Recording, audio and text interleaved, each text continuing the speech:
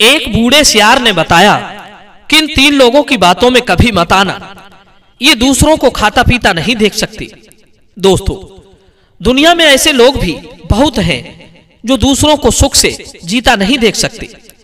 अक्सर कुछ लोगों का स्वभाव होता है कि अगर स्वयं को खाने को ना मिले तो उसे दूसरों को भी नहीं खाने देना है। जाने क्यों लोग दूसरों के सुख सम्मान से डहा रखते हैं। रात दिन यही प्रार्थना करते हैं, हे परमात्मा, हमारी झोपड़ी की झोपड़ी रह गई, पड़ोसी का तिमंजला बन गया।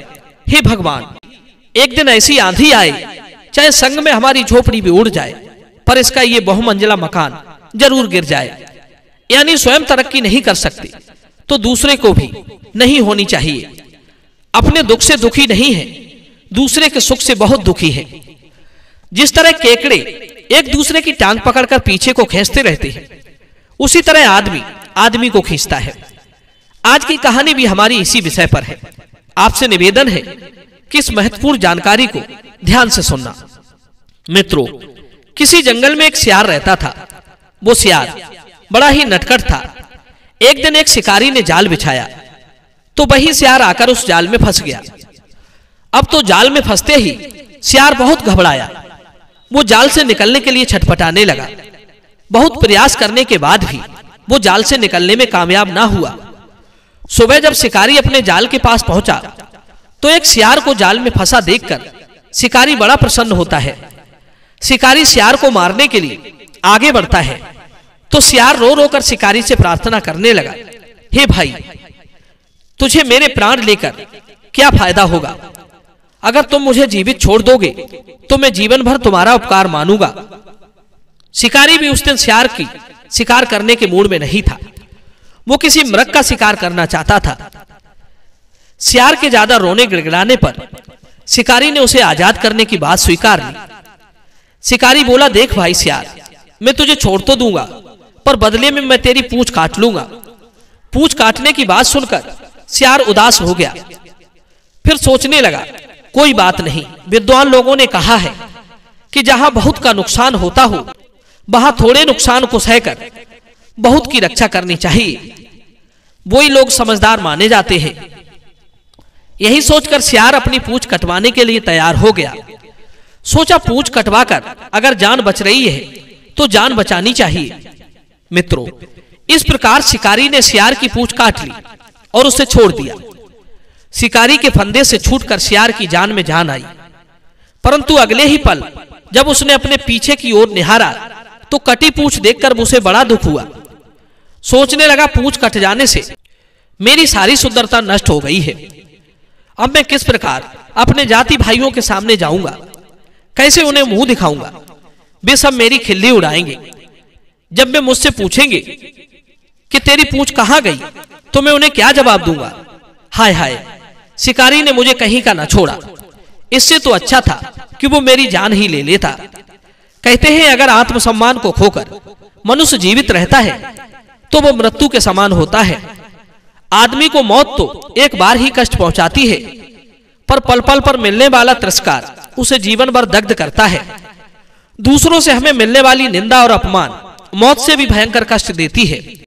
काफी सोचने विचारने के बाद सियार के समझ में एक युक्ति आई कि अगर मेरे सभी जातिगत भाई बंधु मेरी तरह पुचकटे हो जाएं, तो फिर कोई किसी की हंसी नहीं उड़ाएगा, क्योंकि सबकी सुंदरता नष्ट हो जाएगी और वे मेरे ही समान हो जाएंगे।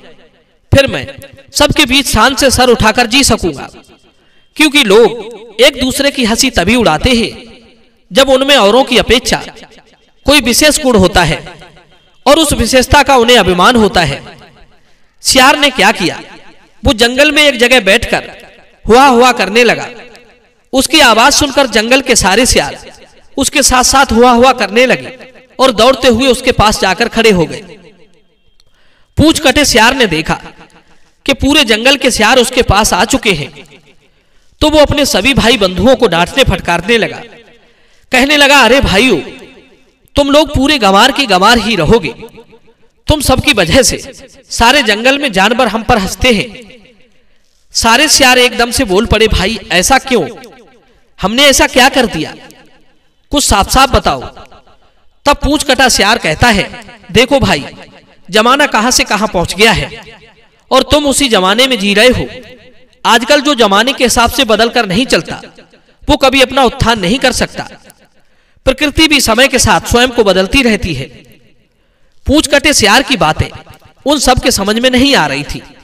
कहने लगे, भाई तुम कहना क्या चाहते हो? तब उस सियार ने अपनी कटी हुई पूंछ सबको दिखाते हुए कहा, क्या आप जानते हैं कि मेरी पूंछ कहां चली गई? सारे सियार एकदम से चौंक कर बोले, नहीं भाई, आपकी तो पूंछ ही नहीं है। अब आप ही बताइए कि आपकी पूंछ कहां चली गई। तब पूंछ कटा सियार बोला, अरे भाइयों, मैंने अपनी पूंछ स्वयं ही कटवाकर फेंक दी है। जानते हो क्यों? दरअसल बात यह थी कि हमारी पूंछ व्यर्थ के बोझ की तरह हमारे पीछे लटकती रहती थी।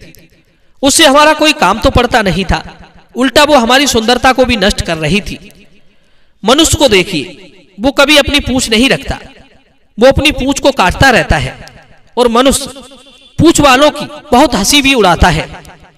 पूंछ न रखने से ही आदमी इतना सुंदर दिखता है, और तो और वो अपने सर के बालों को भी काटता रहता है, क्योंकि वो जानता है कि सुंदरता पूंछ और बाल कटाने से ही बढ़ती है। पूंछ वाले और बालों वाले तो गवार माने जाते हैं। मनुष्य दिन दुगना तरक्की करता है, इसका भी कारण उसकी पूंछ का ना होना ही है।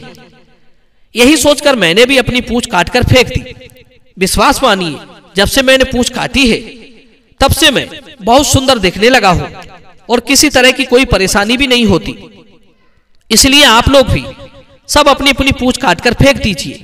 क्यों व्यर्थ के बोझ को ढोते रहते हो, जो हमें सामने वाले की नजरों में गवार बनाती है। आप लोग भी अपनी अपनी पूंछ कटाकर मेरी तरह सुंदर बन जाइए और आराम से रहिए। देखो सारे जानवर मेरी कितनी इज्जत करते हैं। मित्रों, पूंछ कटे सियार की बात सुनकर सभी सियार अपनी अपनी पूंछ कटाने के लिए तैयार हो गए। इतने में एक बूढ़ा सियार आ पहुंचा और वो पूंछ कटे सियार को देखकर जोर से हंसता हुआ बोला, अरे भाइयों, तुम इस पूंछ कटे सियार की बातों में मत आना, ये हम सबको बहका रहा है। ये सबसे बड़ा झूठा है। पूंछ ही हम जानवरों की शोभा होती, ये तो अपनी पूंछ कहीं कटा आया है। हम लोग इसकी हंसी ना उड़ाएं, इसीलिए हम सबकी पूंछ कटवाना चाहता है ताकि इसकी हंसी ना बने। ये धूर्त है, हम सबको बुद्धू बना रहा है। मेरी बात मानो और इसके बहकावे में मत आओ। एक पूंछ कटा भला कब चाहेगा हम सबकी पूंछ हो। अक्सर ऐसे लोग उन्हीं में के होते हैं कि खुद खाने को ना मिला तो दूसरों को भी मत खाने दो। संसार में हमें इन तीन लोगों की बातों में कभी नहीं आना चाहिए। नंबर 1, ईर्ष्या रखने वाले की। नंबर 2, धूर्त और मतलबी की। नंबर 3, पूंछ कटे सियार की तरह जिसे अपनी निंदा का भय हो। ये तीनों कभी आपको सही सुझाव नहीं दे सकते। डहा करने वाला आपको नीचा गिराने की सलाह देता है, वो आपको आगे बढ़ता देखना नहीं चाहता। धूर्त और मतलबी हमेशा अपना उल्लू सीधा करने के लिए ही आपके पास सुझाव लेकर आते हैं। जब तक इनका मतलब नहीं होता ये किसी के पास नहीं जाते। नंबर 3, जिसे अपनी निंदा या अपमान का डर है, वो हमेशा आपको उसी तरह का बनाने का प्रयास करेगा। बूढ़े सियार ने लाल लाल आंखें दिखाते हुए उस पूंछ कटे सियार को खूब फटकारा। उसके सामने पूंछ कटे सियार की एक ना चली और वो वहां से चलता बना। दोस्तों, जो अपने लिए पूरे समुदाय को संकट में डालना चाहे वो कभी किसी का हितैषी नहीं हो सकता। इन 4 लोगों से कभी संबंध हितकारी नहीं होते, इनसे दूरी ही रहना चाहिए। नंबर 1, नीच पुरुषों से जिसकी अधिक जान पहचान हो। नंबर 2, जो दूसरों के घरों में अधिकतर आता जाता हो। नंबर 3, अपनी जाति के समुदाय में विरोध करने वाले हो। नंबर 4, सम्मान की हानि करने वाले हो। मित्रों, मैं उम्मीद करता हूं ये वीडियो जरूर पसंद आया होगा।